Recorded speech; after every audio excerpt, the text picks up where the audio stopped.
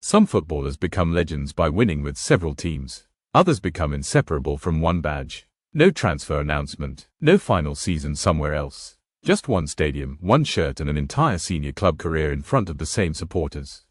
Today, Peak Selects is counting down 10 legends who played for only one professional club. Youth teams and national teams do not count. The ranking considers ability, longevity, trophies and how completely each player came to represent his club. Let's begin. Number 10, Jamie Carragher, Liverpool. Jamie Carragher was never the glamorous star of Liverpool's team. He became essential for a simpler reason. When the defense was under pressure, he was usually the player making the final block. Carragher came through Liverpool's academy, made his senior debut in 1997 and retired in 2013 after 737 appearances. He played several defensive roles, but centre-back became his true position. His defining night was the 2005 Champions League final in Istanbul. Liverpool came back from 3 goals down against AC Milan, while Carragher continued making challenges despite suffering from cramp in extra time. After 120 exhausting minutes, Liverpool won on penalties and completed one of the greatest comebacks in football history. Carragher never won the English League, but he collected the Champions League, the UEFA Cup, 2 FA Cups and 3 League Cups.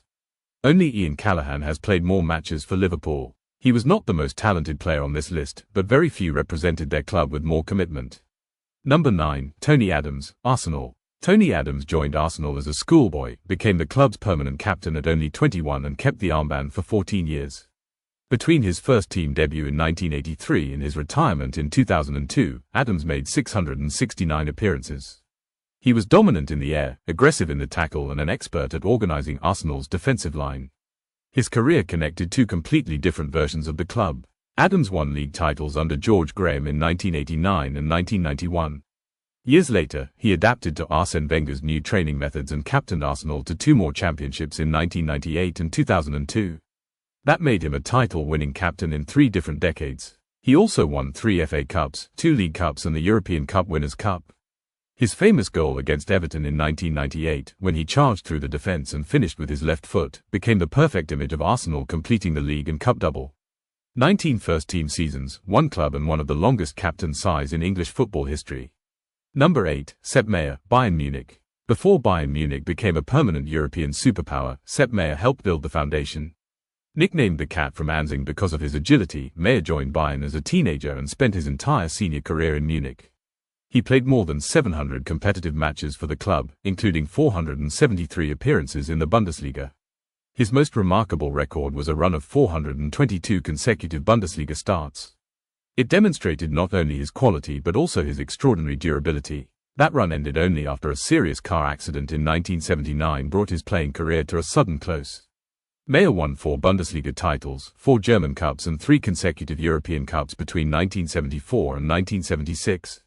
His international career was just as successful. With West Germany, he won the 1972 European Championship and the 1974 World Cup. He was not simply a legendary one-club goalkeeper. He was the goalkeeper behind Bayern Munich's transformation into one of football's biggest clubs. Number 7, Paul Scholes, Manchester United. Paul Scholes rarely acted like a global superstar. On the pitch, however, elite players and managers treated him like one. Scholes graduated from Manchester United's academy and made his first team debut in 1994. He initially played closer to goal and regularly arrived inside the penalty area to score. As his career developed, he became a complete central midfielder who could control matches through awareness, passing and long-range shooting. Scholes made 718 appearances for Manchester United and scored 155 goals. His trophy collection included 11 Premier League titles, 3 FA Cups and 2 Champions Leagues. Even retirement could not completely separate him from the club. Scholes stopped playing in 2011, but returned in January 2012 when United was struggling with injuries. He played for another 18 months before retiring again, this time as a Premier League champion. From his first professional appearance to his final match, every minute of Scholes' senior club career belonged to Manchester United. Number 6, Carles Puyol, Barcelona. Carles Puyol was not the most technically gifted graduate of Barcelona's academy. But he became the emotional center of one of the most technically gifted teams ever assembled. Puyol joined Barcelona's youth system in 1995 and reached the first team 4 years later. He started his senior career at right back before establishing himself as a central defender and eventually becoming club captain. Across 593 official appearances, Puyol built his game around anticipation, commitment and leadership. He was the defender who covered for everyone else, celebrated blocks like goals and demanded complete concentration regardless of the score. Puyol won 6 La Liga titles and 3 Champions Leagues with Barcelona. He also won Euro 2008 and the 2010 World Cup with Spain, scoring the decisive header against Germany in the World Cup semi-final. One moment captured his character better than any tackle. After Barcelona won the 2011 Champions League, Puyol handed the captain's armband to Eric Abidal and allowed him to lift the trophy following his recovery from surgery. It was leadership without needing the spotlight, and his entire professional club career was played in Barcelona colours.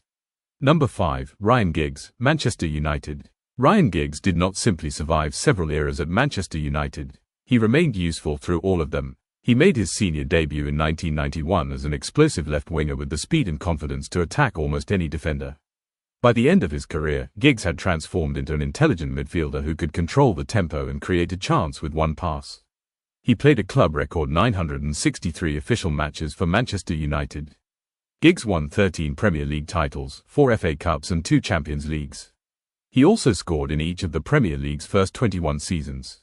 His solo goal against Arsenal in the 1999 FA Cup semi-final remains one of the defining moments of United's treble-winning campaign. Giggs collected the ball inside his own half, ran through Arsenal's defence and smashed his shot into the roof of the net. 15 years later, he was still playing for the same club and briefly became player-manager.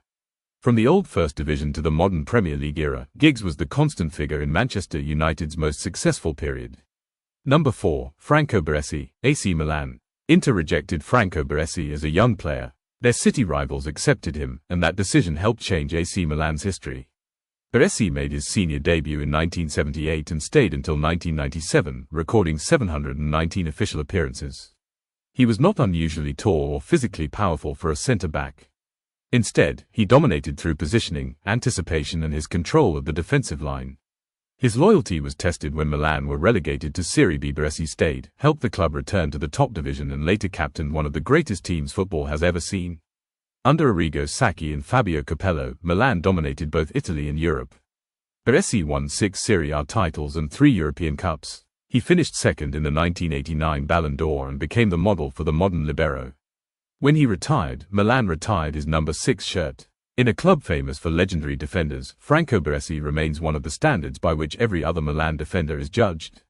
Number 3. Lev Yashin, Dynamo Moscow.